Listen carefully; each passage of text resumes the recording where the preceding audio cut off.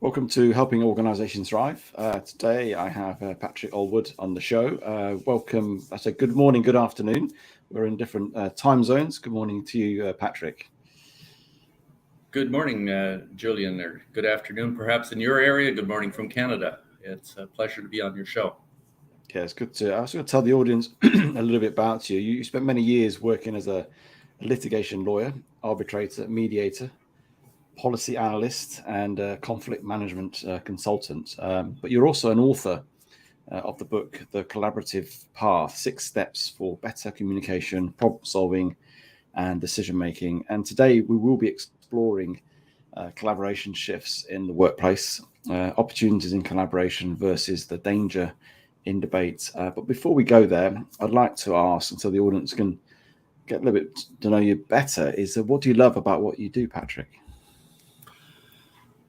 I think what I love most is that I can have a real impact on people and how they interact, and hopefully a global impact on how people interact.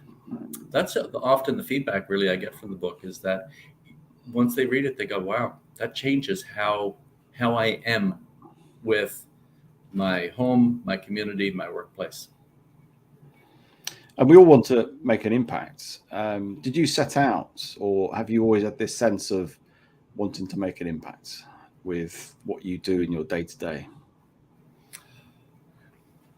I don't think I really did. I think when I was a trial lawyer, I always thought it was about the competition, the thrill of the fight.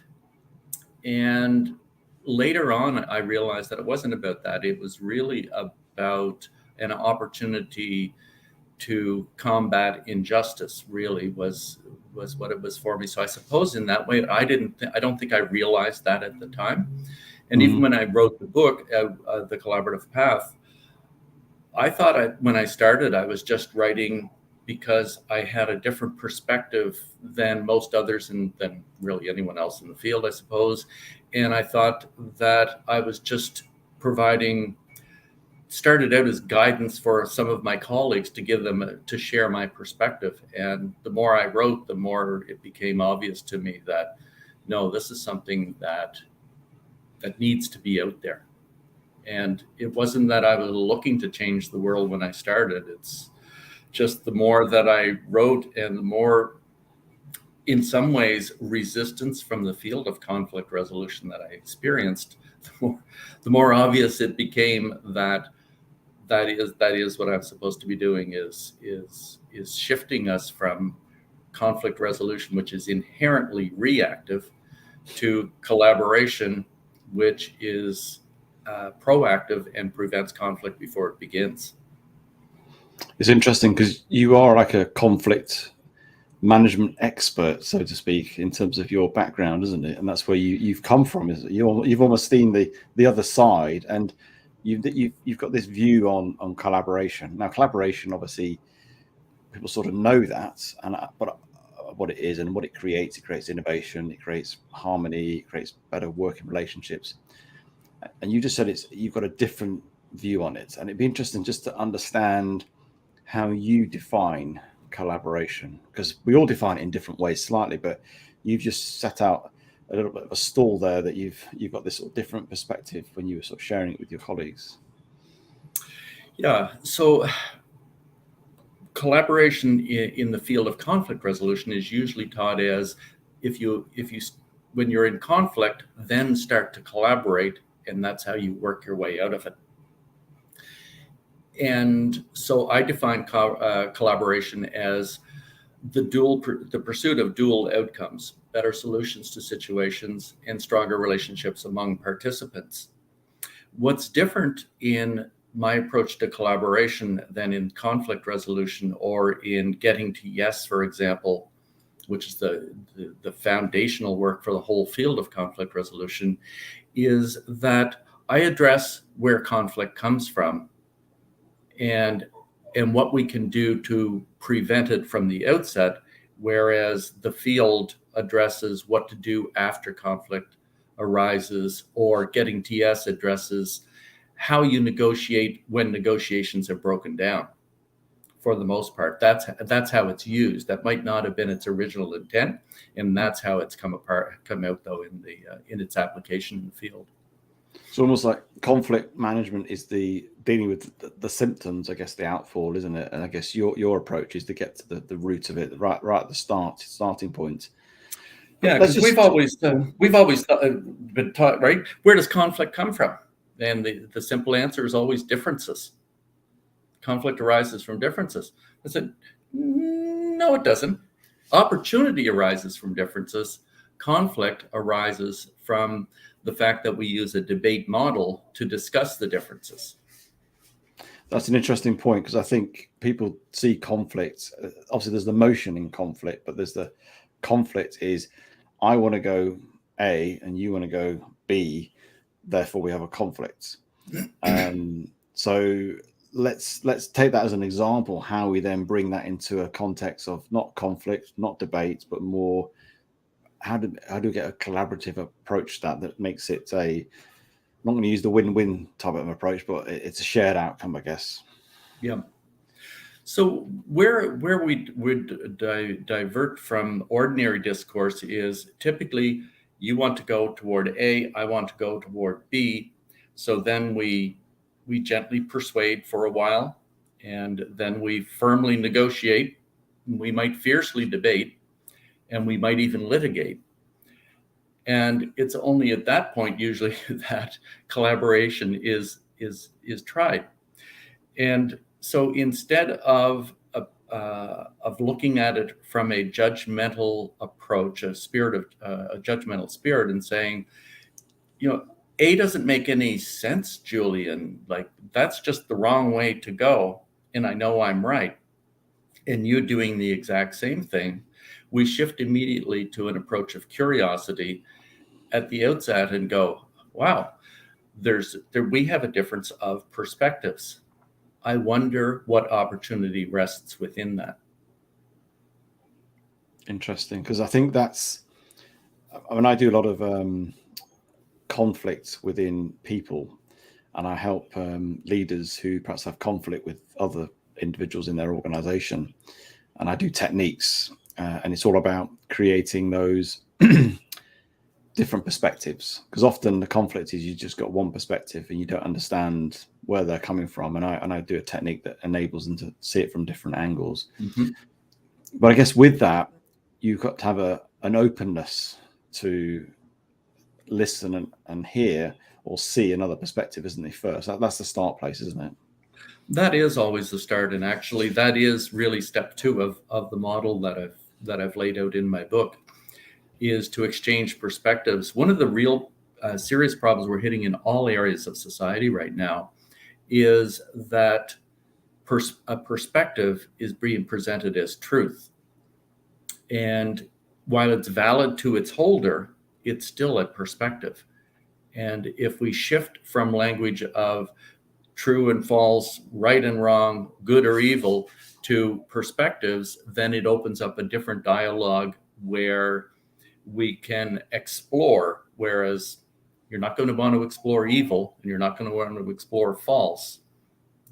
You are perhaps open to explore a different perspective and valuing perspectives. So when, take the example, the A and B we've just started with, is that coming with a view of, I want to understand why you think A and then why you think B?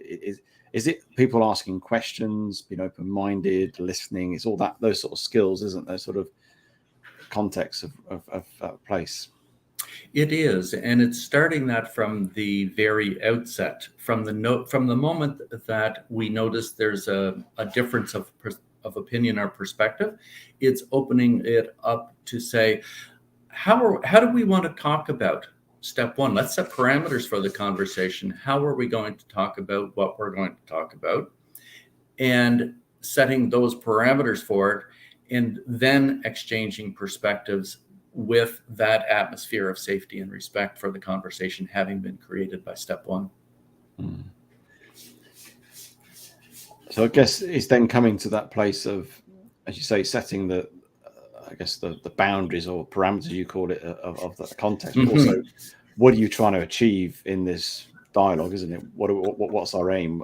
And obviously, if you're trying to be more future focused, more positive, hopefully you're both, or a number of people will be thinking, we want to achieve, I don't know, move forward, or we want to create more innovation, or we want to take us all from A to C ultimately, or whatever it may be. Yeah. Yeah, exactly. And the problem with, one of the big problems with debate, we don't decide on good ideas for innovation because of debate. We come to good ideas for innovation despite debate. Debate always favors the status quo. Therefore, it always slows innovation. It's almost invariably about two options only, with no development of further options during that process. So we have that phenomena where we narrow our options early, and in doing so, we narrow our minds forever.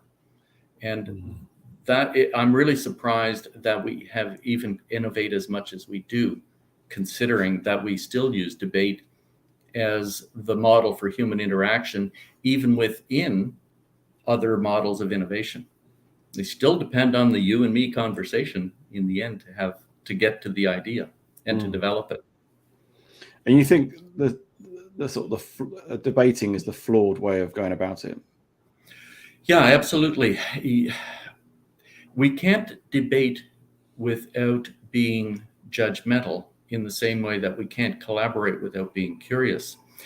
And if you look at the format of a debate, and whether it's fierce or it's friendly, it still follows the same approach.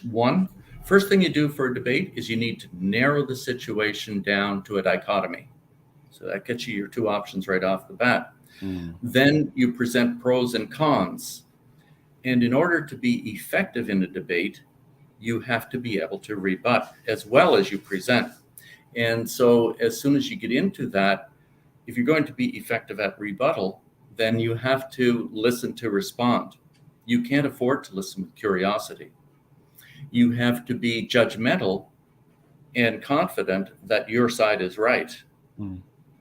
And so in that process, it's almost designed to trigger conflict, because in dismissing everybody else's ideas and other ideas and points and arguments with them, even if it's a friendly debate, there is a dismissiveness to the message in a debate. Hence our frequent use of the word "but." Yes. So when we're having those conversations, debates, and in some people's mind, we're thinking we're collaborating because we're sharing ideas, or we're sharing my idea, you're sharing yours, and I'm persuading you, and I'm challenging you, and I'm coming up with the reason why we should go to A as opposed to Patrick wants to go to B. And it gets a little bit heated, and and almost seems to be, as you say, coming to almost a dead end, really, in terms of where the discussion is going to go. How do we sort of, I guess, take it into a place of collaboration? Because a lot of debates, and certainly can get very emotional, and that's always a problem when anything gets very emotionally charged. It's very difficult for people to see what's important, and then just pride kicks in, everything else goes on. How do we reduce that emotionality of it all, and then kick us back into that collaboration if we've gone down the track and we've missed that point of starting where we should start? That gets very difficult, doesn't it? That's one of the problems with the approach of conflict resolution, is that there's a lot of scar tissue around with that, and it's not very easily removed. Now, yes, if you use a collaborative model even after conflict is well escalated, you probably do have a chance in the 80% range that things are going to work out, and that it will be de-escalated and people will find a better solution. Why bother? Why let it get to that stage? Because the example actually that I'm giving in a talk that's coming up soon is that, if you look at Paul and Kate with a business, And so Paul thinks it should go in one direction, Kate thinks it should go in the other. And they persuade and they negotiate, and then eventually they decide to litigate. And 3 years later, then they do use mediation and they get to a good solution. And everybody says, there you go, evidence that there's a positive side to conflict. They come up with a better idea than either of them started with. Here's the question that doesn't get asked. What did they do that day that they couldn't have done on day one 3 years earlier? Mm-hmm. And the answer is not a darn thing. All they did differently was they changed the format of the conversation from debate to collaborate. And so you look at that and you go, what a waste. You can imagine how much negative energy has been wasted during that 3 years, how much discomfort for everyone.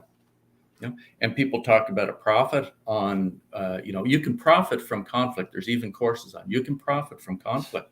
Profit from conflict, profit. There's no return on investment from the Rolaids that Paul and Kate ate every day. And there's no return from the rivers of red wine they pour down at night either. So that's not a profit.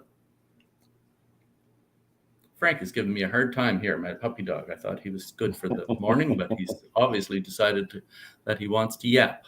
He wants to join in the conversation. Yes, he does. He's got a viewpoint he wants to share. He wants to debate. He wants to debate, absolutely, yes. So you obviously spent many years in litigation with people. Yes. Is that where this has come from for you, where you've got a little bit disillusioned with it and seeing all these stories over years, and obviously you've been employed as a lawyer, that's what you get paid to do, to litigate, and if they'd only got to that place of collaboration early on, is that where this has come from? That's where you started to think, actually, there's a new way of doing this. It was even further than that, actually, Julian. When I started into learned conflict resolution, I thought, oh my God, I found the holy grail to the litigation issue that is so expensive. People should just mediate. And yet we know that mediation is very cost effective. We know that it's very time effective. We know it's very successful, and it's minimally used. And so then I realized, I looked at it and said, well, why is that happening? Why would people not want to engage in mediation when it's such an advantage? And the answer is that there's such a stigma around conflict that people won't engage in conflict resolution, because conflict means admitting that I am part of the problem. And as long as I can claim that I have rights and I have entitlements, then I can say I'm the good guy and I'm the victim. That person is the bad guy and they're the perpetrator. And so it's the stigma around conflict that was preventing conflict resolution from being used. And so I said, well, then why don't we try to prevent conflict? And that's really where you get to collaboration.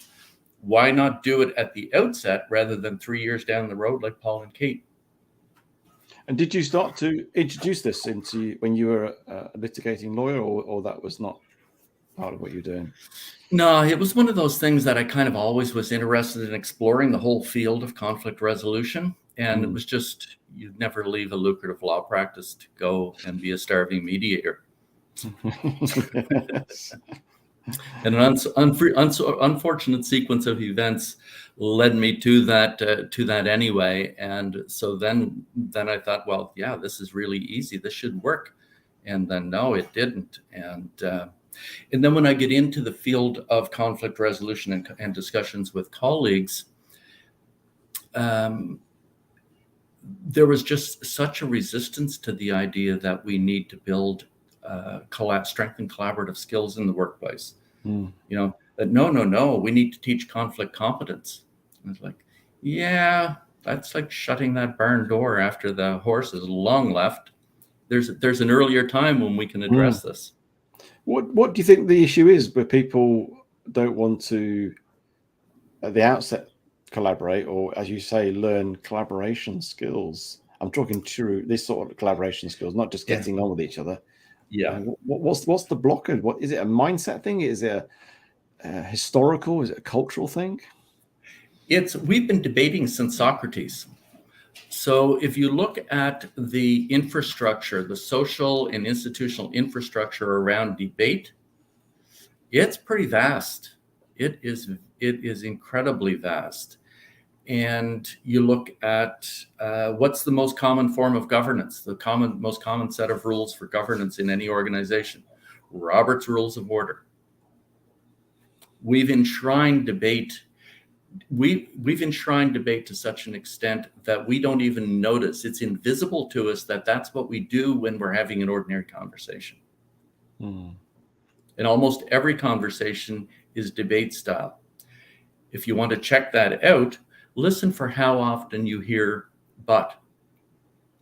And we've gotten so good at "but," we don't want anybody to get bored with the word "but." So sometimes we use the basic but. Sometimes we use the backyard "but," yeah, but. And sometimes still we use the sophisticated boardroom "but." However, sounds better, it's still "but." I hear what you're saying, Julian, but that's a good idea. However, I think we all know how the rest of that sentence goes. Well, I remember learning to use the word "and" as a way of building. So I like what you said, Patrick. And just to add to that, so you're building upon what they've just said, which is far more valuing the person, what they've said, but also you're adding your own thoughts, which is also what you want to do. And it starts to build something as opposed to pulling it one way or the other, isn't it? Yeah, instead of substituting. Yeah, I tell people they need to shrink their butts, but they're verbal butts. Yes. So how do we, and I'm sure this is part of what you're doing now, you're on a mission to do this. How do we bring this more collaborative approach into a more of a cultural in an organization? What's the starting point? How, if a leader is listening to this conversation right now and they're thinking, yeah, we need to get a bit better, we need to get a lot better about this collaboration approach. We have a lot of conflict in the organization. We need to be more collaborative. Where should they start? What are the one or two things they need to think about? I think that they need to start exploring resources for collaboration that are beyond an IT platform. We see a lot of platforms out there that are, this will make you better at collaboration. Now we'll give you a technical platform upon which to carry out debate. So look at what debate really is and what collaboration really is. And I tell people often that if you only could take two things away from the 6-step model, you could start to experiment with it with just an attitude and an action. If you adopted an attitude of curiosity instead of a judgmental spirit, that would be the first part. Because once you do that, then you can start to listen to learn instead of to listen to respond. And you can start to ask questions of, tell me more about this so that I learn, instead of, well, why do you ever think we should do that? So that would be the first part. The second part would be as an action, would be to set parameters at the start of conversations. We see things differently. How are we going to talk about that? Let's talk about how we're going to talk about what we're going to talk about before we get into the conversation. And in doing that, we change the conversation because we create an atmosphere for safety, respect, and exploration of opportunities instead of focusing it down to that dichotomous type of approach. I think that interesting that setting that curiosity intent, that focus on how can I be, what else could be out of this, and be curious. I talk to a lot of my clients about having your intent right when you approach people. Your intent to, when you see somebody, instead of I just want to get a sale out of this person, therefore I just want to get some money out of them. My intent is to help them grow, develop, whatever it may be. And it's, as a coach, I'm increasingly, more and more curious. Some people might call it nosy, but I am curious when I ask questions And I see myself as we co-collaborate together when I'm in a coaching client. Mhm. Sort of is a collaboration. That's how it works. And I, Yeah. slightly, guided and obviously sort of questions, but I'm curious. And yes, we set parameters right at the start. What's our intent with this session? Where are we going with this? So we're really clear. That's important. Now, with collaboration and with that approach that you've just set out, does that mean we can't have challenging conversations, that we can really be robust and really push back on people's ideas? Is that part of that? You can actually have better challenging conversations because it's so much easier to challenge an idea when you've already set the parameters for the conversation, that it's going to be a conversation that's respectful. It can still be pointed, and it can be about ideas, not personalities. It can have space for listening, to be heard and to hear others, to be respectful in language, and to be open to possibilities. That enables us to approach those conversations in an entirely different way, still challenging, still robust, and exploring what it is that we want and want to avoid before we decide what our options are. Yeah, because just going back to our earlier example of the A and B, actually, it's been in that place of curiosity and what could happen. Actually, C may be a better option that we've not even thought of until we start to talk about it and share about it, and that starts to create that opening up. And in fact, it's not compromising. It's that synergistic approach, isn't it? 1 + 1 is 3. It's that mindset, isn't it? There's a difference here. There's a mindset that actually this is far more empowering and far more bigger than you and what it could be when you come together and collaborate. Indeed, it's less arrogant. I guess I would put it that way, Julian. If you and I look at a situation and we go, okay, my option is A and your option is B, we have to be pretty cocky to think that those are the only two options. Because if 5 other people looked at it, do you think only option A and B would be the only two that ever made it onto the table? I don't think I'm smart enough to own at least one of the 2 best options. No, I agree with you. I remember coaching an individual, and it was a conflict situation. So we were doing various scenarios, and initially I had my thoughts on what I think they should do. I had 2 or 3 ideas that they could help them, but I didn't share that. Obviously, it's not for me to share. And then they came up with these different ideas, 4 or 5 ideas that I had not even thought of. And in fact, I didn't even bother sharing because mine was irrelevant. And it's having that perspective that actually they may have better ideas, or actually coming together and sharing can spark better ideas. Yeah. That's one of the reasons why there's no such thing as a bad idea in a brainstorming, right? They only become bad if we instantly evaluate them and throw them out on the table, throw that evaluation out, at which point we shut down creativity. Yeah. But we've all been to meetings where somebody said maybe inside their head, don't really like that idea. And even to think that gives you cause to start thinking about better ones. And beyond that, we've been to those meetings where that idea circles around, gets 5 or 6 tweaks, and comes back and becomes the springboard for a really good idea. Yeah. No. Well, I think we need to have more of this collaborative approach. But for me, from our conversation, that those 2 things about having that curiosity and setting those parameters is a really good place to start, having those collaborative conversations. I really appreciated your time here today, Patrick. How can people get in touch with you? And you have written a book on this as well called The Collaborative Path. And so how can people get hold of that as well? Sure. So a couple of easy ways to get, the easiest way to get a hold of me is at my website, collaborativepath.ca. The easiest way to check out my resources and my collaborative model is probably on my YouTube channel. And my YouTube channel is Collaborative Path, all one word. And the book is available at all of the usual Amazons, the Barnes and Nobles, and the other chains of bookstores, readily available. So, yeah. Brilliant. Thank you for your time today, Patrick. It's been brilliant, insightful, and helpful. And hopefully people are going to go away with ways to be more collaborative in their relationships in their workplace. Thank you. It's been a pleasure speaking with you, Julian. Thank you for the invitation to guest on your show.